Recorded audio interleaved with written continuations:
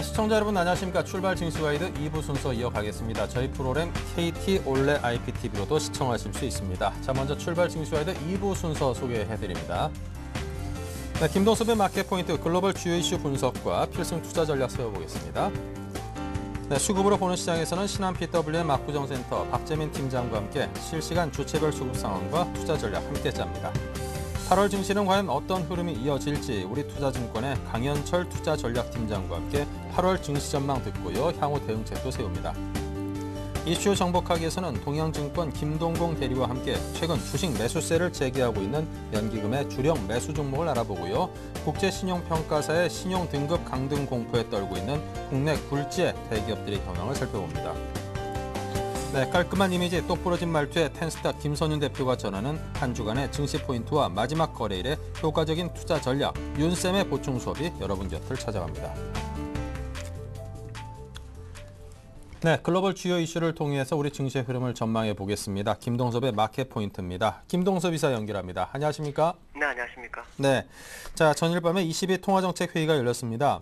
네. 네, 상당히 그 미국 쪽보다는 유럽 쪽에서 들려올 소식들이 오히려 더 반가울 것이라고 기대했던 분들이 많았는데, 네. 자 기대가 큰 만큼 실망도 크고 그게 고스란히 좀 증시에 반영되는 모습인 것 같은데요. 자, 이 관련 내용 정리해 주시고 향후 증시의 전망도 함께 해주시죠. 이번 주에는 그 FOMC하고 22 통화정책회의가 시장에 매우 관심이 컸고요. FOMC는 사실 뭐 나올 게 별로 없을 거다 생각했고 22는 좀 있을 수 있다고 생각했습니다. 왜냐하면 그 전 세계 시장을 하락할 때 상승하게 만들었던 그 엔진이 마리오 드라기 총재의 언급이었죠. 모든 조치를 다 할 거고 나를 믿으라라는 얘기가 있었기 때문에 이번 22 통화정책회의가 매우 중요할 것이다 라는 생각을 했습니다. 근데 어떤 특별한 조치는 없었습니다. 특별한 조치는 없었고 그로 인해서 이제 유로존은 주가가 많이 빠졌고요. 미국도 장중할 때 좀 많이 빠지다가 막판에 낙폭을 줄이면서 끝나는 모습이었습니다. 두 회의의 공통점은 그 총재들의 그 코멘트가 좀 이전보다는 강해졌다라는 것이 이제 특징인 거가 볼 수 있고요. 그 외에는 약간 시장에 그렇게 뭐 완전한 영향을 미치지는 않을 것 같습니다. 왜냐하면 실제로 주가가 유로존은 빠졌지만 장 끝나고 난 다음에 장 끝나기 전에 특별한 조치가 없었기 때문에 빠졌지만 내용을 살펴보면 그리 실망만 할 상황이 아니다라는 것과 또 희망을 심어준 것도 있다라고 생각한다면 우리가 지금 시장에서 어려움을 겪지만 그래도 견뎌봐야 되겠구나라는 생각을 하게 합니다. 어저께 그 드라기 총재가 우리는 이제 시장에서 나왔을 때 국채 매입이라든가 뭐 3차 LTR라든가 금리 인하를 한다든가 ESM에 은행 라이센스를 준다든가 뭐 이런 것들을 생각할 수 있는 부분이었는데 전혀 그런 얘기는 사실 결과로 나오진 않았습니다. 그렇지만 내용을 이렇게 보면 그렇게 나쁘지만은 않다라는 것과 향후 뭔가를 조치를 취하고자 하는 노력을 하겠다라는 것을 확인시켰고 그것이 이전의 언급보다는 매우 강했기 때문에 한번 지켜볼 필요성이 있는데요. 일단 그 드라기 총재의 얘기를 들어보면 국채 매입을 할 수도 있다 이렇게 얘기를 했고 추가적인 비전통적 조치도 고려 중에 있다라고 했죠. 근데 그 분데스방크에서 계속해서 요구한 것 중에 하나가 ECB의 역할은 물가 안정에 대한 부분을 굉장히 언급을 해서 대화가 진행 중인 것 같습니다. 그래서 정책위원회는 중기적인 물가 안정에 대한 것을 이제 임무로 하고 통화 정책을 하는데 결정을 하게 되는데 독립성을 지키면서 뚜렷한 공개 시장 조작을 시행할 수 있다라는 표현을 썼습니다. 그러니까 그 성명서 내용을 보면 이게 뭔가를 하긴 해야 되겠는데 그것이 이제 어떻게 될 것인가에 대한 부분입니다. 그걸 이제 한 4가지 정도로 나눌 수 있는데요. 이 4가지 정도 나누는 데서 이제 내용을 보면 수주일 내에 우리는 어떤 정책 조치에 대해서 적절한 모형을 설계할 것이다라는 얘기를 했습니다. 이거에 이제 상당히 중요한 거죠. 무슨 말이냐면 아무 얘기 없이 끝났다면 이거 심각한 문제가 될 수 있었는데 그래도 우리가 어떤 조치를 위해서 적절한 모형을 설계할 것이라고 그랬고 그 기간을 수주일이라고 했습니다. 아마도 ESM이 이제 9월 12일이고 하다 보니까 이것도 오늘 감안한 정도의 어떤 기간을 언급한 것이 아니냐라고 보고 있고요. 그 다음에 이제 시장이 실망한 이유가 이제 크게 네 가지 정도가 있다고 보는데요. 첫 번째는 뭐냐면 그 EFSF의 사용입니다. 이 부분인데 ECB가 이제 국채 매입을 나서기 전에 어려움을 겪는 국가, 여기서 겪는 국가라면 이제 스페인하고 이탈리아죠. 이 두 나라가 일단 유로존 구제기금 EFSF의 국채 매입을 요청해야 한다는 전제 조건을 하나 깔았다. 이게 이제 시장이 좀 안 좋게 보였고요. 둘째로는 이제 ECB 조치가 9월째는 나오기 좀 힘들지 않겠느냐라는 부분인데요. ECB가 3개 위원회가 이제 현재 그 유로존 위기고 국채 수익률 낮추기 위한 조치를 마무리하고 있다고 합니다. 그리고 얼마 뒤 최종 방안에 대해 투표할 것이라는 용어를 했었죠. 그러니까 이게 사실이니까 뭐냐면 구체적 내용은 완벽하게 드러나지 않았지만 그래도 유로존 내에서 뭔가 ECB 내에서 뭔가 진행이 되고 있다는 부분이고요. 그 다음에 이제 독일 중앙은행이 분데스방크가 국채 매입에 반대했습니다. 그래서 앞에서 말한 것처럼 어떤 정책 조치에 대한 적절한 모형을 설계할 때 국채를 매입하게 된다면 단기물에 그칠 수밖에 없다는 겁니다. 장기물을 안 사주고 단기물에 집중할 수 있다는 내용이 있었고요. 그다음에 이제 ESM 은행 면허, 이게 이제 되게 중요한 거죠. 이 은행 면허가 만약에 ESM에 주어진다면 ESM이 지금 5천억 유로 정도 되죠. 5천억 유로가 만약에 이제 9월에 출범된 유로를 사용할 수 있는데 만약에 이것이 은행 면허를 받게 된다 그러면 ESM은 마르지 않는 셈을 갖게 되죠. 근데 이게 안 된다고 딱 잘라 말했습니다. 그래서 적절한 거래 당사자로 인식되지 않기 때문에 허락되지 않는다라고 마르 드라기 총재가 말했기 때문에 이 부분을 일단 물 건너갔다 보는 거죠. 그러면 이제 시장에서는 구체적인 사항이 없었지만 그래도 제가 이제 실망할 이유가 없다라는 것은 희망의 불씨를 살려놓고 끝났는데 그게 앞에서 말씀한 것처럼 정책 조치에 대한 적절한 모형을 설계해서 수주일 내에 그걸 발표하겠다. 그리고 우리가 그 ECB가 통화정책회의에서 물가 안정도 있지만 국채를 살 수도 있는 부분이 있다라는 것을 약간 여지를 줬죠. 그래서 단기물에 대해서는 할 수 있다라는 부분을 얘기했기 때문에 어저께 유로존에서는 이제 ECB에서 아무 결과 없어서 급락을 했지만 아시아장은 하락하다가 지금 올라오는 이유가 이 해석에 대한 부분이다. 우리가 완전히 ECB 마르 드라기 총재가 아무것도 안 한 것이 아니라 뭔가를 하기 위한 정책을 준비 중이다라는 부분이죠. 근데 미국의 FMC 회의에서도 그랬거든요. FMC 회의에서도 이전까지는 어떤 것을 준비 중이다 뭐 이런 얘기를 했지만 그게 아니라 이번에는 필요시는 조치를 취하겠다는 얘기를 했기 때문에 강도가 높아졌다는 겁니다. 그렇다면 결국 유로존 ESM이 독일 헌법재판소에서 무사히 마무리가 된다면 시장은 상당한 에너지를 가질 수 있겠구나라는 기대심입니다. 그래서 사실 지금 주가가 저점 대비 올라오는 그 불꽃을 완전히 꺼트린 게 아니라 오히려 불을 다시 살릴 수 있는 약간 부채질을 살짝 해주는 상황의 코멘트와 향후 정책을 어떤 비전을 제시했다고 봤기 때문에 오히려 저는 그거를 나쁘게만 보지 않는다. 그럼 다만 아쉬운 것은 뭐냐면 어떠한 조치를 든지 다 취하겠다고 해서 메르켈 총리도 거기에 찬성을 했고 분데스방크 총재도 처음엔 찬성해놓고 중요한 순간에 정책 결정하는 상황에서 이건 안 되고 저건 안 되고 해서 길을 막았다라는 이것이 이제 지금 아쉬웠죠. 사실 어저께 금리 인하 정도만 한 0.5로 내려주고 그다음에 이런 내용이 나왔다면 상당히 괜찮았을 건데 그렇지 못한 것이 좀 아쉽긴 합니다. 그러나 아직까지는 시장에서 실망하지 마시고 좀 더 지켜보시면 될 것 같습니다. 제가 볼 때는 결국 주가는 상승 쪽에 무게가 실 거다라고 보여주고 있고요. 오늘 같은 경우에는 그 다음 주가 만기입니다. 만기 때는 주가가 크게 변동 안 주는 경우가 있죠. 왜냐하면 만기 전 마지막 주부터는 어느 바운드리 안에다가 주가를 가둬놓습니다. 그러니까 어제 가둬놓은 상태가 돼버렸고 또 외국인이 현선물을 사는 그런 상황이 발생하고 있기 때문에 이럴 경우에 주가가 크게 출렁이지 않는다. 그렇다면 외부의 악재에 민감하게 시장이 작용 안 할 수 있다라는 생각을 하면 상당히 긍정적인 부분도 있지 않을까라고 보여주고 있습니다. 네, 자 지금까지 솔로몬 투자증권 압구정점의 김동섭 이사와 함께했습니다. 감사합니다. 네, 감사합니다. 네, 자 계속해서 신한금융투자의 박재민 PB팀장과도 만나겠습니다. 안녕하십니까? 네, 안녕하세요. 네, 양시장의 흐름 주체별 수급 상황 어떤가요? 네, 일단은 수급 상황은 오늘 그렇게 좋지는 않습니다. 일단 밤사이 결국엔 유럽 통화정책 드디어 디데이 기다렸던 건데요. 사실 드라기가 이번에 결국 실망감을 안겨주었다. 이렇게 단기적으로 해석할 수밖에 없을 것 같습니다. 그 이후로 유럽 증시가 2% 이상 하락을 했고요. 뭐 스페인 국채금리가 다시 7%대로 올라갔고, 국내 시장 그 여파로 금일 60일 이평선, 일봉산 차트에서 60일 이평선은 지지를 받으면서 어쨌든 개파락 출발했지만 지금 연기금의 매수로 인해서 상당히 올라오고 있는 모습입니다. 오늘 연기금이 또 적극적으로 시장에서 참여를 하고 있습니다. 일단 외국인이 시장에서 120억 정도 팔고 있고요. 기관은 5억 정도 순매도, 개인이 113억 정도 사고 있는데요. 이 중에 연기금이 137억, 보험이 168억, 그래서 순수 연기금 보험 물량이 300억 이상 들어오면서 거래가 없는 가운데 시장을 그래도 상당히 지지를 하는 모습을 나타내고 있습니다. 코스닥 시장 같은 경우는 개인, 외국인, 기관 전부 다 3대 주체가 사고 있는데요. 개인 3억, 외국인 6억, 기관이 17억 소폭 매수를 하고 있으면서 아무래도 코스피보다 상대적으로 강한 모습을 일단 보이고 있습니다.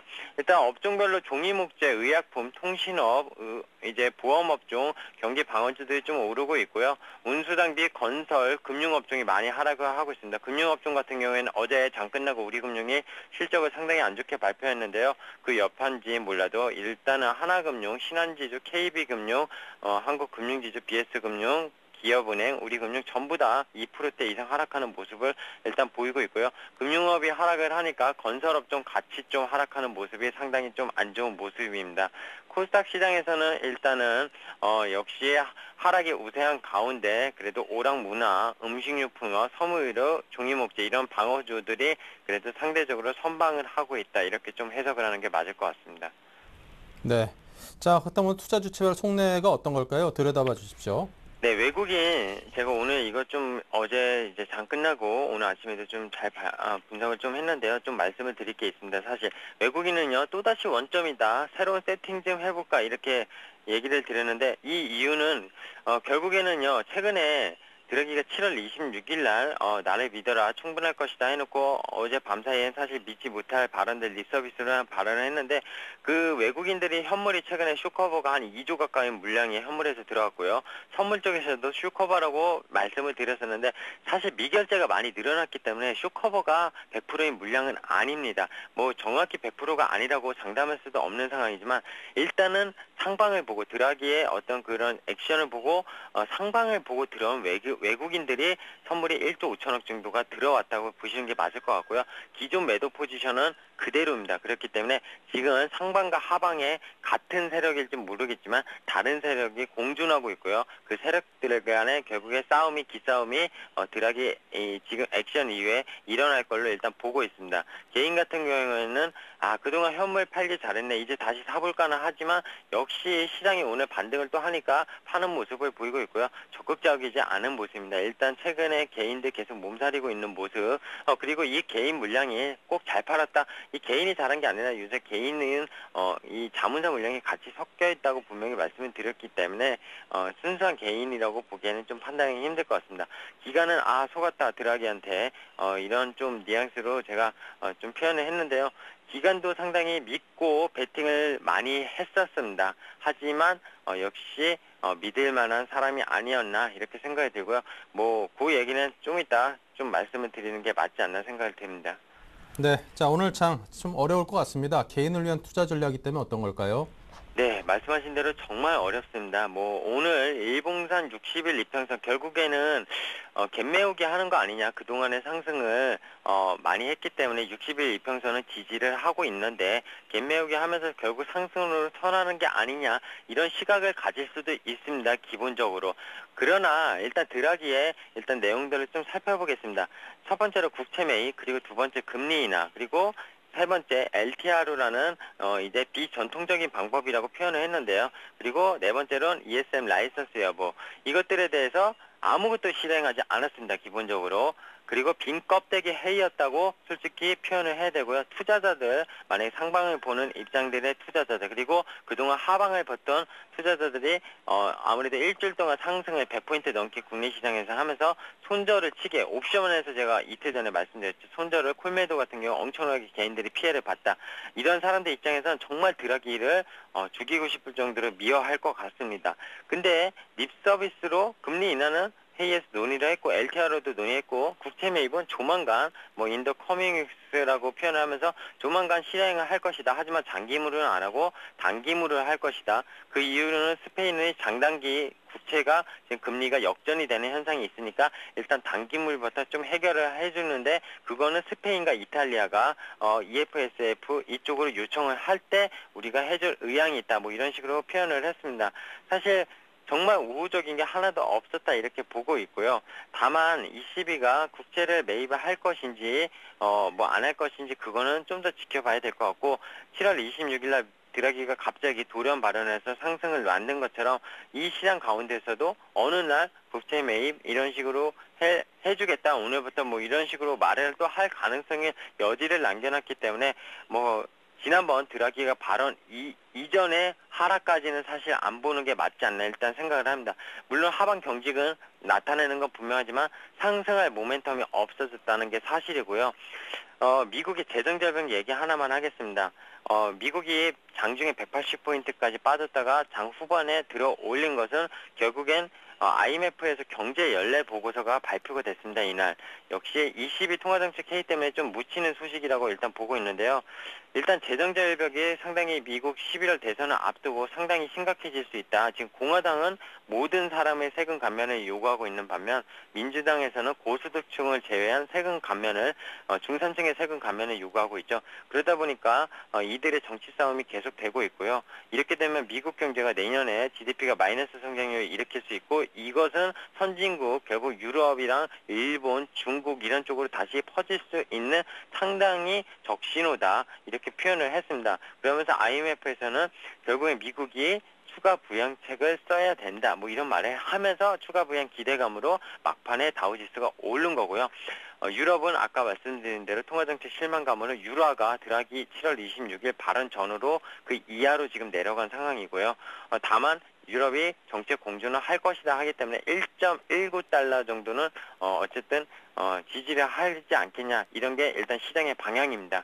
그러면은 앞으로 개인들의 투자는 어떻게 해야 되느냐 사실 앞서 말씀드렸지만 정말 어렵습니다. 지금 뭐 주식을 베팅하기 해도 상당히 어렵고요. 이번 상승장에서도 솔직히 보면 삼성전자랑 지수를 관련한 어떤 ETF 코덱스 200이나 레버리지의 어떤 상승세를 말고는 올라간 게 없었습니다. 개별 주식적인 면에서 별로 올라간 게 없었고요. 이번에 하락이 여기서 또 나오면 또 개별 주식들은 또 더 아작내는 그런 꼴이 나기 때문에 뭐 삼성전자 떨어지면 사고 제가 말씀드렸지만 리스크를 관리하기 위해서 결국엔 ETF 위주의 짧은 매매만 하라고 계속 말씀을 드렸는데 그 이유가 이겁니다. 결국엔 정책론자의 입김에 의해서 워낙 증시가 지금 방향성을 못 찾고 그리고 정책 당국자들도 어떤 말을 했다가 또 뒤집고 이런 말을 못 믿기 때문에 주식은 지금 실어놓으면은 솔직히 먹기가 상당히 힘들다는 겁니다.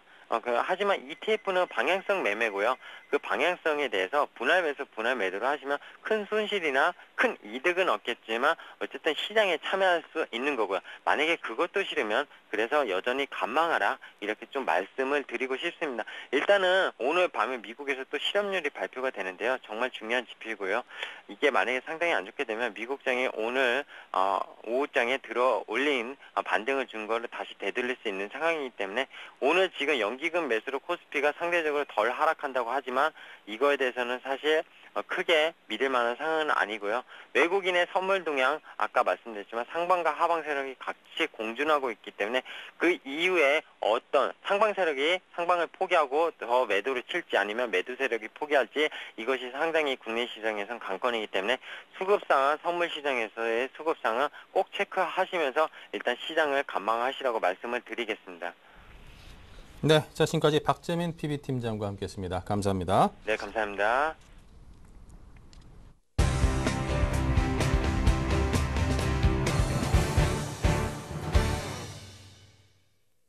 네, 각 증권사 투자 전략팀장들과 함께하는 8월 증시입니다. 먼저 주요 증권사 관전 포인트부터 살펴봅니다. 네, 현대증권에서는 월 초반의 정책 이벤트와 매크로 결과를, 한양증권은 ECB 정책회의와 FOMC 회의와 중국 경제를, 대신증권은 안도랠리의 가능 여부를, 교보증권은 글로벌 경기 악화 확산, 디플레이션 리스크와 재고 손실 위험, 그리고 신속한 경기 부양 조치 및 정책 공조를 주목하자고 했습니다. 우리 투자증권은 하반기에 수출 및 소비가 개선되는지 살펴보자고 했고요. 유망 업종 및 종목으로는 류용석 팀장이 제약통신, 유틸리티 등의 축소를, IT와 화학 비중의 확대를 이야기하면서 아래와 같은 종목들에 대해서 말했습니다. 김지영 팀장은 현대차, 두산중공, 하이트 진로 등등 6개 종목을 꼽았고요. 오승훈 팀장은 IT, 조선, 화학업종을, 김영렬 팀장은 LG화학, 현대아이스코, 삼성중공업, LS를 말했습니다. 강현철 팀장은 경기 민감주의 대형주를 주목하자고 했습니다. 네, 오늘은 우리 투자증권의 투자전략팀 강현철 팀장과 함께합니다. 안녕하십니까? 네, 안녕하십니까? 네, 8월 증시의 주요 이벤트는 어떤 것들이 있을까요? 네, 일단은 8월 초에 기대됐던 것들이 이제 미국과 유럽의 그 추가적인 양적 완화 정책에 대한 기대감이 있었는데, 미국과 유럽이 사실은 오늘까지는 별다른 대책을 내놓지 않았기 때문에 월 초에 기대됐던 어떤 정책 기대감은 다소 약화가 된 상태이고요. 반대로 이제 8월 중순부터 7월 달 거시 지표들이 발표가 될 예정인데, 최근 주식시장이 2, 4분기에 상당히 좀 좋지 않았던 흐름을 보였기 때문에 8월부터 발표되는 이제 7월 달에 미국이나 중국 쪽의 수출 또는 소비 지표가 어떻게 되는지 여부에 따라서 하반기 전체 시장 흐름을 가늠할 수 있다. 따라서 전체적인 시장의 초점은 정책 기대감에서 지표가 실질적으로 좀 나아질 수 있는지로 옮겨갈 것으로 보입니다. 네. 자, 그렇다면 8월 달에 주목해야 될 관전 포인트는 어떤 것들을 꼽아야 될까요? 네, 일단은 비슷한 얘기겠지만은 유럽 쪽이나 미국 그리고 중국도 대부분 글로벌리 이제 통화 정책은 많이 발표를 한 상태인데, 이 부분들이 과연 이제 실물 경기에 좀 도움이 되는지를 좀 확인을 해야 될 것으로 보이기 때문에, 미국 같은 경우는 이제 그 아킬레스건이라고 불리는 이제 고용이 회복될 수 있는지, 그리고 7, 8월이 보통 휴가 시즌인데 이때부터 소비가 살아날 수 있는지 따라서 미국 쪽은 고용과 소비가 중심이 될 것으로 보이고, 중국 같은 경우는 이제 유럽 쪽 비즈니스가 많기 때문에 5월달 이후에 이제 유럽이 급격하게 악화가 된 상태에서 중국이 7월부터 수출이 더 나빠질 것인지, 아니면은 의외로 이 부분이 좀 선전할 수 있을지가 좀 관건이 될 것으로 보입니다. 전체적으로는 8월 중순에 중국 쪽 지표가 먼저 발표될 것으로 보이고, 월 말에 이제 미국 고용 소비를 확인하는 과정에서 주시의 방향성이 결정될 전망입니다. 네. 자, 그렇다면 8월 달에는 과연 증시 코스피 지수는 어느 정도 수준에서 움직일지 궁금한데요. 그 밴드를 전망해 주십시오. 네, 일단 최근에 한 5월, 6월, 7월 달까지 코스피가 PBR 1배 수준인 1780선에서는 의외로 잘 버텨지는 모습을 보였기 때문에 8월 장세도 한 1800선 초반, 그러니까 1780보다는 약간 위쪽에서 하단을 계속해서 그 지지력을 확인할 가능성이 높고요. 중요한 것은 이제 기존의 박스권 상단이라고 불리는 1940에서 1950선을 돌파할 수 있을지, 이 부분이 상당히 좀 중요한데, 월 중반 나오는 중국과 미국 지표가 좀 개선이 된다면은 기존의 박스권 상단을 돌파하는 흐름이 나올 것으로 보여서 8월 전망은 현재 하단은 한 1800선 초반, 상단은 1950선 이상으로 생각보다는 박스권을 상향 돌파하는 쪽으로 무게중심을 두고 있습니다. 네. 자, 그렇다면 8월 달에 눈여겨볼 유망 업종, 종목들이 있다면 어떤 것일까요? 일단 시장이 아직까지는 뚜렷한 방향성이 없기 때문에 연말 배당을 노린 배당 관련주 또는 일부 방어주를 가져가는 게 좋아 보이지만은 하단 테스트보다는 상승, 즉 고점을 높여 가능성이 높다고 본다면은 방어주보다는 경기 민감주가 좋을 것으로 보입니다. 경기 민감주도 원체 많은데요. IT나 자동차, 중국 관련 소재주는 좋아 보이는데, 다만 유럽 쪽은 7월, 8월 연말까지도 뚜렷한 개선이 나타날 가능성은 제한적이기 때문에 경기 민감주 내에서 은행이나 조선같이 유럽 쪽 비즈니스가 많은 업종을 피하는 전략이 좋을 것으로 판단됩니다. 네. 자, 8월 달 주식시장 투자 전략 어떤 걸 세우고 계십니까? 네, 일단은 말씀드린 전체적으로 8월은 기존의 박스권을 상향 돌파하는 월이 될 가능성이 높기 때문에 2, 3개월 동안 유지되었던 보수적인 전략보다는 다소 시장에 탄력적으로 대응하는 게 좋아 보이고, 경기 민감주 내에서 유럽 쪽 관련주도 원체 많이 빠지긴 했지만 기술적 반등보다는 하반기에 상승 모멘텀이 아무래도 존재하는 미국이나 중국 쪽과 연관돼 있는 관련 업종 내 대형주로 압축하는 전략이 좋을 전망입니다. 네, 자, 지금까지 우리투자증권의 강현철 팀장님과 함께했습니다. 감사합니다. 감사합니다. 네, 계속해서 오늘의 핫 이슈 분석합니다. 김보람 아나운서입니다. 경제의 흐름을 알고 시장을 읽는다. 이슈 정복하기 순서인데요. 먼저 오늘 살펴볼 주요 이슈부터 확인하겠습니다. 지난 1일 FOMC가 뚜렷한 추가 부양책을 내놓지 않은 데 이어 간밤 유럽중앙은행에서도 마리오 드라기 총재가 장담했던 특단의 조치는 없었습니다. 실망감에 국내 증시 하락 출발한 이후에 낙폭을 조금씩 줄여가고 있는데요. 잠시 뒤 주요 이벤트 기간 국내 증시 분석과 투자 전략을 세워봅니다. 올 들어 증시가 부진한 가운데서도 잔뜩 움츠리고 있던 연기금이 최근 주식 매수를 조금씩 늘리고 있습니다. 연기금은 이 과정에서 IT와 자동차 등 그동안 낙폭이 컸던 우량주를 저가 매수하고 있는 것으로 나타났습니다. 글로벌 신용평가사들의 잇따른 신용등급 하향 방침 통보에 포스코 등 국내 굴지 대기업들의 신용등급 강등 공포가 엄습하고 있습니다. 이 때문에 기업들은 실적 악화 와중에도 자금 조달 비용 상승까지 걱정해야 하는 처지에 내몰렸습니다. 네, 오늘은 동양증권 양평지점 김동공 대리와 함께하겠습니다. 안녕하세요. 네, 안녕하세요. 네, FOMC와 간밤 20일까지 주요 이벤트가 모두 마무리됐습니다. 이렇게 이벤트 기간에는 투자 심리가 위축되면서 대응하기도 어려워지는데요. 이럴 때 맞춤형 투자 전략을 세워주신다고요? 네, 주요 이벤트들을 앞두고 주식의 반등세가 이제 조금씩 주춤해지는 그런 모습을 보이고 있는데, 오늘은 이제 드라기 총재의 필요한 모든 조치는 다 하겠다라는 얘기가 좀 어느 정도 허풍으로 밝혀지면서 증시 충격을 조금 가하는 그런 모습을 보이고 있습니다. 유럽 사태 해결 방안 및 경기 부양책 발표 기대로 코스피가 지난 주말부터 단기간에 빠른 속도로 상승을 해왔는데요. 그동안 상승을 했던 이유가 이제 주요 이벤트를 앞두고 일시적으로 그러니까 빠르게 상승이었던 게 기대감에 의한 상승이었는데, 최근 들어가지고 주요 이벤트를 앞두고 오히려 좀 관망세가 오히려 이제 조금 나오는 그런 모습들이 나오고 있는 것으로 보입니다. 이런 투자자들의 심리는 20일 평균 수준에도 미치지 못하고 있는 거래량과 그리고 거래 대금에서 이유를 찾을 수가 있는데, 특히 지난 2008년 이후 주요 국가들의 유동성 대책 발표를 전후로 한 코스피 지수 추이를 살펴보면 단기적으로 유동성 대책 발표 이전에는 강세, 그리고 이후에는 약세 패턴을 보인 것으로 좀 파악이 되었습니다. 이번에 어떤 대책들이 발표될지에 따라 시장의 반응에도 좀 차이가 있겠지만, 최근 주식시장이 과거와 유사한 궤적을 그리며 반등해온 데다 추가 상승 시 코스피 121선과 200일선이 위치해 있는 1920선에서 저항을 받을 수 있어 단기적으로는 지수의 상승 탄력이 둔화되거나 불규칙한 움직임을 보일 여지가 있는 상황입니다. 하지만 한편으로 유럽 사태와 경기 둔화를 방어하기 위한 주요 국가들의 정책 공조가 강조되고 있는 가운데 지수 하방 경제성에 대한 신뢰 역시 좀 높아지고 있습니다.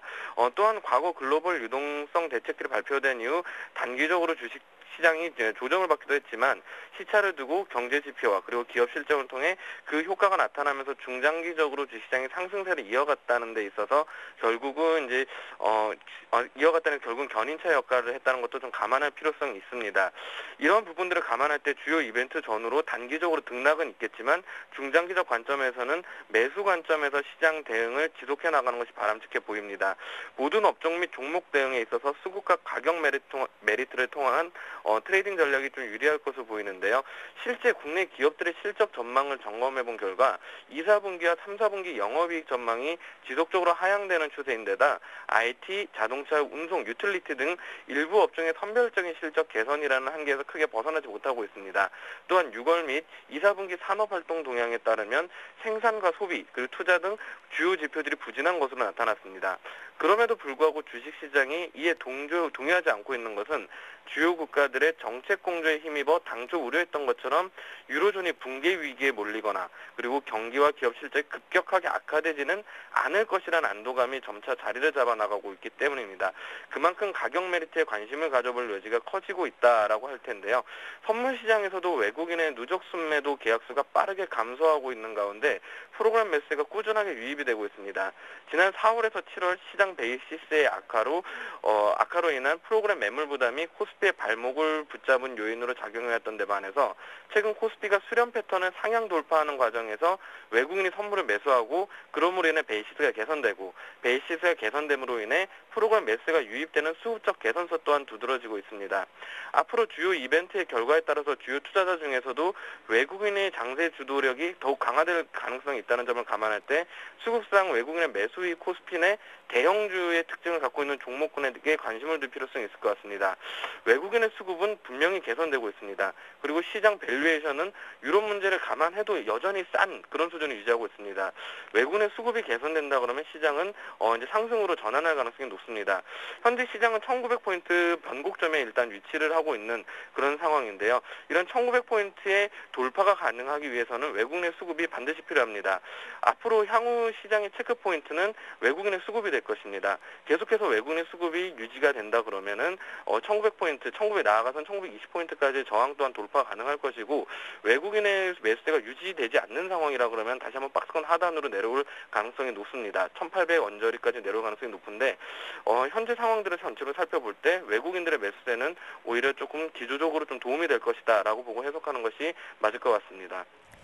네, 한편 올 들어 증시 불황 속에서도 제대로 나서주지 않던 연기금이 최근 들어 주식을 매수하고 있다고 하는데요. 어떤 업종에 관심을 두고 있고 그 규모는 어느 정도인지 궁금합니다. 네, 지난달 이후 낙폭과대 위주로 우량주들에 대한 저가 쇼핑을 연기금에서 계속하고 있는데요. 실적 악화된 화학주도 좀 집중적으로 매수를 하는 그런 모습을 보고 있습니다. 올 들어 증시가 부진한 가운데서 잔뜩 움츠리고 있던 연기금이 최근 주식 매수세를 조금씩 늘려가는 분위기를 보이고 있습니다. 연기금 이 과정에서 전기전자 그리고 자동차 등 그동안 하락폭이 컸던 우량주들을 저가 매수하고 있는 그런 모습을 보이고 있습니다. 한국거래소에 따르면 연기금은 지난 7월 이후 국내 주시장에서 6,333억 원을 매수하는 등 규모를 늘려가고 있습니다. 이 기간 국내 기관 투자자들이 사들인 2조 6,300억 원의 약 24%에 해당하는 금액입니다. 국내 증시가 상승 흐름을 이어가던 3월까지 주식을 대거 팔던 연기금이 4월 877억 원어치의 주식을 사들이면서 순매수로 일단 좀 돌아서는 그런 모습을 보이고 있는데요. 5월에는 2,747억 원을 순매수했고 6월에도 54억 원의 매수를 이제 기록하고 있습니다. 다른 주체들과 비교해도 7월 들어 연기금의 증시 참여는 좀 두드러지고 있습니다.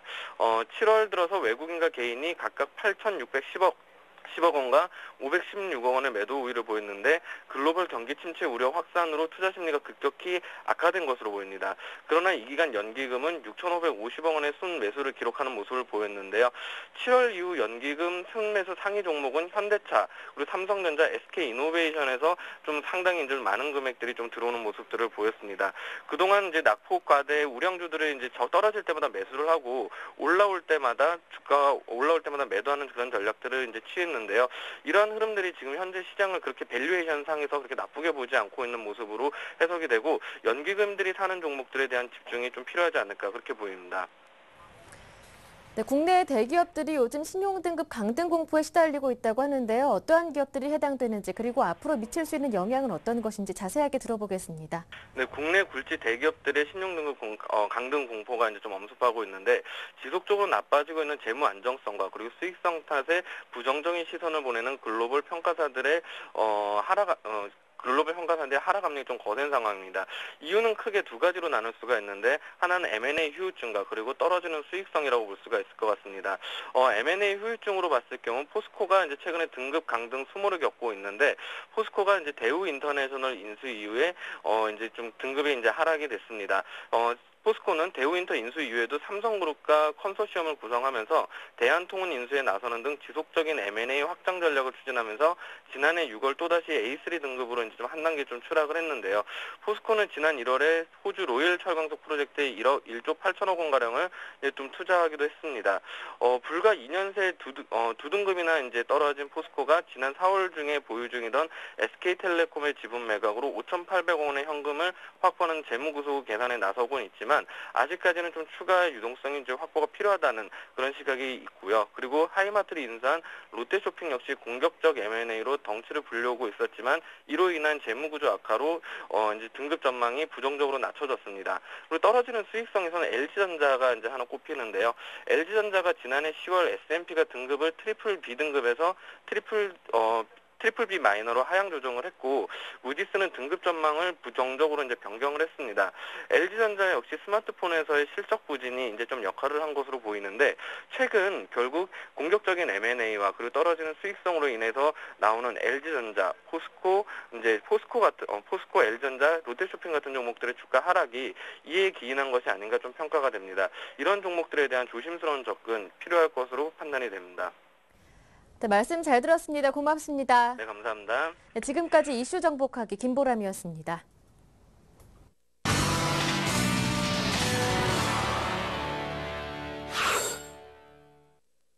네, 자 계속해서 메리츠 중금증권 남성욱 대리 연결해서 중국 증시 듣겠습니다. 안녕하십니까? 예, 안녕하세요. 네, 중국 쪽 어떻습니까? 오늘 소폭 오르고 있는 모습 보이고 있습니다. 일단 그 아시아 시장과는 조금 다른 모습 보이고 있고요. 지금 현재 아시아 시장들 같은 경우에도 밀렸다가 아침에 크게 밀렸다가 다시 올라오고 있기 때문에 분위기상으로는 이제 비슷하게는 흘러갈 거라고 지금 보고 있습니다. 그리고 얘기는 많이 들으셨겠지만 그 PMI 관련된 말씀을 한번 드리려고 합니다. 그 PMI가 아셨던 것처럼 컨센서스는 이제 50.4였지만 실제가 50.1이었었죠. 그 이전치였던 50.2에 비해서 소폭 감소를 했습니다. 발표가 되면서 이제 유로와 호주 달러 하락했고요. 엔화 같은 경우에도 강세를 보였습니다. 지표 자체에 대해서도 이렇게 말씀을 드린다면 그 중국에 이제 발표되는 PMI가 두 개입니다. 이제 통계국에서 발표하는 자료 그리고 HSBC에서 발표하는 자료 이게 두 개가 있는데 이제 두 PMI의 차이점은 이제 통계국에서 발표하는 그 PMI 같은 경우에는 그 공기업이라던가 대기업들의 이제 가중치가 그 HBS에서 발표하는 PMI보다는 높기 때문에 이제 이 점 주의하실 필요가 있겠고요. 일반적인 상황에서는 두 지수의 차이에 대해서 크게 신경 쓰이지 않지만 이제 지금 50원저리에서 있기 때문에 그 지표가 흔들릴 경우에는 이제 방향에 대해 정보를 주는 게 이제 확실하지가 않기 때문에 이런 부분 주의하실 필요가 있다 이렇게 보실 수가 있겠고요. 개인적으로는 이제 HSBC에서 발표하는 이제 PMI 서베이가 이제 시장을 바라보는데 상당히 더 도움이 되지 않을까. 왜냐하면 이제 중소기업이라든가 기존에 이제 그 민간 기업들을 많이 반영하고 있기 때문에 그렇게 생각을 하고 있고요. 이에 따라서 이제 경기 둔화에 대한 우려감이 이제 시장에 작용할 것으로 보이고 있습니다. 그래서 결과적으로 나중에 정부에서 금리를 내린다거나 하는 이제 통화 정책의 얘기가 나올 것이다 이렇게 얘기가 나오고 있고요. 근데 이 부분에 대해서도 이제 얼마 전까지는 그 인플레이션에 대한 우려감이 비교적 적었기 때문에 금리 추가 인하 등의 이제 그 정부의 정책에 대해서 기대할 부분이 있었었는데 이제 최근에 곡물 가격이 많이 올랐었죠. 그래서 이것 때문에 이제 정부의 입장에서도 상당히 정책적으로 조심해지고 있는 상황이다. 그래서 향후에 정부에서 어떤 식으로 발표하는가에 대해서 주목할 필요가 있다. 보실 수가 있겠고요. 두 번째로 보셔야 될 부분들 같은 경우는 이제 부동산주입니다. 어저께 부동산주가 많이 하락을 했는데 이게 이제 부동산 가격이 2개월 연속 상승세를 이어가고 있습니다. 요것 때문에 이제 부동산 규제가 한층 강화될 게 아닌가라는 우려의 분위기 때문에 그런 거고요. 요 부분 그 두 개 다 그 정책적으로 관련 있는 부분들이기 때문에 그 정부에서 발표하는 정책에 좀 주목을 하셔야 된다. 이렇게 결론을 내드리겠습니다. 네, 자 지금까지 메리츠 중금증권 남성욱 대리와 함께했습니다. 감사합니다. 네, 감사합니다.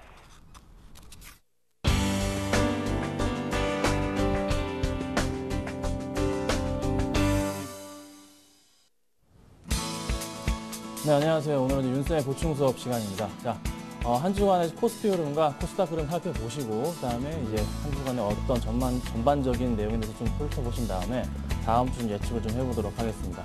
일단은 코스피 흐름도 살펴보시기 전에 일단은 버냉키 의장에 대한 또 하나 이제 드라기 총재에 대한 말씀을 빼놓을 수가 없는데 일단은 슈퍼 마리오라고 좀 인식이 되면서 주가가 한 주간 좀 빠르게 소폭 상승하는 모습, 큰 폭의 상승하는 모습 보이다가도 중순부 다시 한번 빠지는 모습, 지난주 한 주간 내내, 이번 주 한 주간 내내 그런 흐름을 좀 보여줬습니다. 그래서 일단은 시장 흐름 자체가 아직은 아니다. 일단은 FOMC 의장 회의 자체도 9월로 미뤄진 상태이고 또 하나 어제 이제 22 총재, 드라기 총재의 말도 일단은 긍정적이었으나 지금은 아직도 약간은 보수적인 접근을 하는 것으로 판단이 되고 있습니다. 자, 그래서 일단 코스피 흐름부터 살펴보시면 자, 코스피 흐름 같은 거 살펴보면 일단은 한 주간 동안 2.20% 정도 일단 상승을 보여줬습니다. 굉장히 좀 양호한 좀 흐름이었는데 오늘 소폭 빠져주는 모습 괜찮습니다. 크게 이제 걱정하실 필요는 없고 일단은 1850포인트를 탈환했다는 점. 근데 중요한 점은 다시 한번 또 1800선에 한번 지지선을 보이지 않을까라고 좀 불안감이 드는 이유가 있어요. 바로 일단은 어떻게 국채 매입에 대한 확실한 이슈 자체가 확인이 되지 않은 모습이기 때문에 그 점을 좀 확인하시면 좋겠습니다. 그렇지만 외국인들이 오늘은 아니지만서도 그 전까지 어제부터 해서 최근 5일 동안 순매수가 들어왔는데 그 금액 자체가 상당히 크다는 점을 좀 참고하시면 좋을 것 같고 기간은 오늘까지 지금 4일 연속 지금 순매수가 좀 들어오고 있는 모습입니다. 자, 기관들 일단은 실적주 중심으로 해서 편입이 이루어진 현상 뚜렷하게 보여주고 있어요. 그래서 그 점을 꼭 참고하시면 될 것 같습니다. 자, 그리고 또 하나 프로그램 매수 자체도 좀 굉장히 긍정적인 진호. 비차익이나 차익이나 굉장히 좀 양호한 매수 자체를 좀 보여주고 있습니다. 그래서 오늘 같은 장, 이번 주 같은 장은 좀 긍정적으로 오늘은 약간 쉬어가지만서도 다음 주 월요일까지 좀 긍정적인 시각 보이다가도 다시 한번 조금은 조정을 받지 않을까라고 판단이 되고 있습니다. 자, 그다음 코스닥을 한번 좀 살펴볼게요. 코스닥은 소폭 올랐어요. 아직 큰 폭의 하락폭 이후에 뚜렷하게 상승하지 않는 모습을 좀 보여주고 있습니다. 언제 다시 500포인트를 돌파할지에 대한 고민이 있는데 자, 코스닥이 지금 0.41%밖에 안 올랐습니다. 뭐 기관들이 7일 연속 순매도를 어제까지 보여주고 있고 또 뚜렷한 수급 주체가 없습니다. 아직 전부 다 뭐 어떻게 실적이 좋은 종목들이 나오고 있긴 하지만서도 아직 코스닥에 대한 시각이 아직 좋지 않다는 거 확인할 수가 있는 작업이고 바닥 확인 작업을 좀 진행 중이라고 말씀을 드릴 수가 있는데 코스닥이 1450포인트, 1460포인트 450에서 460포인트 부근에서는 여지없이 항상 반등을 했다는 점을 좀 아신다면은 코스피와 같이 코스닥도 코스피 키 맞추기를 보여줄 가능성이 곧 있습니다. 그래서 코스닥 중심주, 코스닥 대형주에서 실적 위주의 중심주로 꼭 편입을 하신다면 아마 크게 수익을 날 수 있지 않을까. 단기간에 그래도 조금은 괜찮은 수익이 나지 않을까라고 판단이 되고 있습니다. 자, 이래서 이제 코스피, 코스닥 그런 한주 한번 해보시고 한 주간 동안 이제 업종 상승한 종목이 굉장히 많았어요. 그래서 기계업종이 4.39% 급등을 했습니다. 굉장히 많이 올라줬는데 아무래도 중국 수혜에 대한 탄력인데 지금 이제 약간의 관심, 이번 주 초반에 장 관심 자체가 유럽 쪽으로 좀 몰렸습니다. 유럽 쪽으로 몰리다 보니까 약간의 중국 관련주들이 소외를 받으면서도 지금 다시 한번 국채 매입을 할 것이냐, 어떻게 LTRO에 대한 기대감 때문에 지금 굉장히 종목이 초반에 상승을 했습니다. 하지만서도 아직 좀 빠져주는 모습 보여주고 있는데 일단은 중국 관련 내수주 자체는 큰 폭의 상승을 크게 한번 보여줄 가능성이 있기 때문에 그 기대감 심리 자체로 기계업종이 좀 많이 상승한 것을 보여주고 또 하나 운수장비 업종, 자 3.77% 상승을 했습니다. 현대기아차 포함이 되어 있는데 이 관련 업종들 일단은 실적이 문제가 전혀 되는 게 아니고 단지 단기적인 수급 꼬임 현상 때문에 잠깐 빠졌던 거 다시 한번 상승 탄력을 보여주고 있죠. 그렇다는 것은 신호 자체 일단은 매수 시그널 자체가 발생했다는 점 확인할 수가 있습니다. 외국인들과 기관들 수급자도 굉장히 양호하기 때문에 이 점을 꼭 확인하신다면은 꼭 그 점을 인지하시고 투자를 하시는 것도 나쁘지 않아 보입니다. 자, 은행업을 빼놓을 수가 없습니다. 자, 은행업이 우리 기대 심리로 인해서 FOMC 회의와 ECB 드라기 슈퍼마리오 총재의 말 한마디로 인해서 주가가 큰 폭으로 상승을 했었는데 지금 상황은 오히려 또 은행업이 오늘 상당히 많이 빠져주고 있어요. 어떻게 돼? 왜 빠지냐? 그 심리 자체. 지금 잘 살펴보시면은 5월부터 6월도 7월도 그랬고 계속 주가, 특히 은행업 중심의 주가의 흐름 자체는 심리적인 영향으로 인해서 주가가 움직였습니다. 이게 굉장히 좀 위험한 건데 일단은 이번 달 8월 달 자체도 9월 달 FOMC 회의가 이루어지는 8월 말까지 그때까지도 아무래도 심리적인 영향으로 인해서 주가가 또 움직이지 않을까. 그래서 잘 판단을 하셔야 돼요. 그래서 저는 좀 은행주에 대한 기대감 자체는 지금 은행주에 대한 투자 자체는 좀 반대하는 입장을 좀 말씀드리겠습니다. 너무 지금 등락폭이 너무 심리적으로 움직이니까 좀 불안한 모습입니다. 자, 그래서 이제 하락 업종을 좀 살펴볼게요. 자, 하락 업종은 뚜렷이 없었어요. 뭐 오늘도 크게 빠지는 모습도 아니고 일단은 하락 업종 자체에 대한 기대감, 하락 업종에 대한 뭐 어떤 모습 찾기도 좀 힘들었는데 일단 살펴보면은 자, 디지털 컨텐츠들이 뭐 좀 많이 하락을 했습니다. 뭐 일단은 주가가 당연히 좀 상승하다 보니까 대형주 중심으로의 장이 움직이다 보니까 당연히 주가들 자체도 이런 주가 좀 소외를 받다 보니까 당연히 빠지게 되는 거죠. 특히 뭐 올림픽 수혜로 뭐 주가가 상승, 올림픽 수혜주들이 뭐 큰 폭의 상승을 하겠다. 뭐 SBS나 IMBC나 큰 폭의 상승을 하지 않을까. 라고 기대를 하셨을지도 몰라요. 하지만서도 이미 올림픽 수혜주에 대한 기대 자체는 접어두셔야 된다는 거. 이미 끝났습니다. 자, 끝났기 때문에 올림픽 수혜주는 전혀 찾아볼 수가 없습니다. 그래서 이 점을 꼭 확인하시고 넘어가시면 될 것 같고 통신 서비스. 자, 통신 관련주들, 통신 서비스 관련주들이 SK 브로드밴드를 시작해서 좀 많이 하락폭을 보였습니다. 한동안 좀 이게 지속되지 않을까. 자, 일단은 SK와 LG U+, KT 관련주들이 굉장히 좀 많이 오른 모습. 지금 약간 좀 정책에 있으면서 보합권을 유지할 가능성, 특히 뭐 LG U 플러스 같은 경우 끝도 없이 상승해지고 있지만서도 한번 꺾일 가능성이 굉장히 높아요. 이제는 좀 털고 나올 때가 되셨어요. 제가 지난주에도 통신업종 관련해서는 좀 털고 나오시라고 말씀을 드렸는데 그 영향이 아닐까, 이제 좀 시작되지 않을까 좀 판단이 되고 있어요. 그래서 그걸 꼭 참고하시고 넘어가셔야 됩니다. 자, 그리고 또 하나 통신 서비스가 외인 매도가 또 상승 매도 모멘텀이 좀 부족해요. 자, 확실히 말씀드립니다. 통신주 관련해서는 빨리 털고 나오시라고 말씀드릴게요. 자, 그리고 의료 정밀은 뭐 마이너스 1.29% 하락했는데 크게 뭐 주목하실 필요는 없어 보입니다. 자, 그래서 일단은 뭐 시장 자체, 흐름 자체 잠깐 말씀을 드리면, 자, 우리 이제 ECB 회의가 드라기 총재가 그래도 뭐 국채 매입을 한다고 했다가 지금 말이 아직 확실히 확인되지 않고 있지만서도 일단은 시각적인 자체, 자, 국채 매입에 대한 거는 확실히 일단은 이슈가 된 상태에서 일단은 하는 방향으로 가고 있습니다. 하지만 그 시점 자체가 아직은 크게 움직여주지 않고 있다는 거, 아직은 어느 방향으로 갈지에 대한 부분이 확인이 안 돼 있기 때문에 아무래도 FOMC 회의도 8월 달에 대한 회의를 9월 달로 미뤘던 거죠. 자, 유럽의 어떤 방향성 자체를 보고서 미국 쪽에서도 결정을 하겠다는 겁니다. 자, 지금 두 나라, 유럽과 미국이 지금 굉장히 지금 팽팽하게 싸워주고 있어요. 자, 이 나라들 지금 어떻게 해야 될지 서로 이제 눈치 보기 작전을 하고 있는데, 일단은 미국이 한 발 물러선 자세로 자세를 보이니까 ECB 총재도 일단 ECB 쪽에서 유럽 쪽에서도 한 발 물러선 자세로 일단은 관망하는 자세, 일단은 상황을 지켜보겠다. 하지만 긍정적인 모멘텀을 가지고 있기 때문에 그런 자세를 말했던 겁니다. 자, 그래서 시장 흐름은 일단 단기적으로 봤을 때 제가 누누이 말씀드렸어요. 1850이 넘어가고 60이 넘어가고 70이 넘어갈 때는 무조건적인 좀 매도를 통해서 현금 확보를 하신 이후에 1800 초반대나 다시 한번 저점 바닥 테스트를 하는 1780대 다시 재지집 하나로 말씀드렸었죠. 그걸 꼭 확인하신다면 일단은 어제나 그저께 같은 경우에는 일단 매도가 들어가야 되는 게 맞는 장이었습니다. 자, 그걸 확인하시고 이번 또 장을 좀 대응하시면 좋겠어요. 자, 그래서 한 주간 다음 주 예상을 좀 해볼게요. 자, 아까 좀 전에 연결되는 건데, 일단은 외국인의 순매수 여력을 확인하셔야 돼요. 자, 외국인의 순매수 여력이 굉장히 많이 빠져나갔지만서도 4조 이상 매수가 가능합니다. 그리고 또 하나, 유로존 좀 안정에 따라서 외국인의 포지션이 조금은 들어와주고 있죠. 그래서 오늘은 소폭으로 빠져나가고 있지만서도 지속적으로 좀 나가줄 수가 지속적으로 들어올 수가 있어요. 그래서 외국인의 포지션 자체가 끝도 없이 움직일 가능성이 있습니다. 굉장히 크게 지금 조금씩 보여주고 있습니다. 근데 기간은 손을 놓지 않고 매수가 들어오고 있다는 점을 확인하시고서 다음 주장은 꼭 준비하시면 좋겠습니다. 자, 그래서 이번 주장 한마디로 제가 슈퍼마리오 드라기 총재와 버냉키 의장한테 한마디 하고 있습니다. 자, 올림픽 좀 그만 보시고, 자, 경제를 좀 살려주시길 좀 부탁을 드리겠습니다. 지금 너무 안 좋습니다. 올림픽 다음 주까지 있는데 올림픽 좀 그만 보신 다음에 경제를 좀 살리십시오. 지금 굉장히 많이 지금 올림픽 이슈가 되고 있어요. 뭐 금메달도 많이 따주고 있고 어제도 그렇고 그제도 그렇고 금메달 경쟁이 계속 이어지고 있는데, 일단은 올림픽 이슈보다는 아직 이 시장 자체의 흐름 자체가 죽어 있다는 겁니다. 자, 뭐 편파평정 많지만서도 주식도 마찬가지로 경기도 지금 편파평정이 너무 심합니다.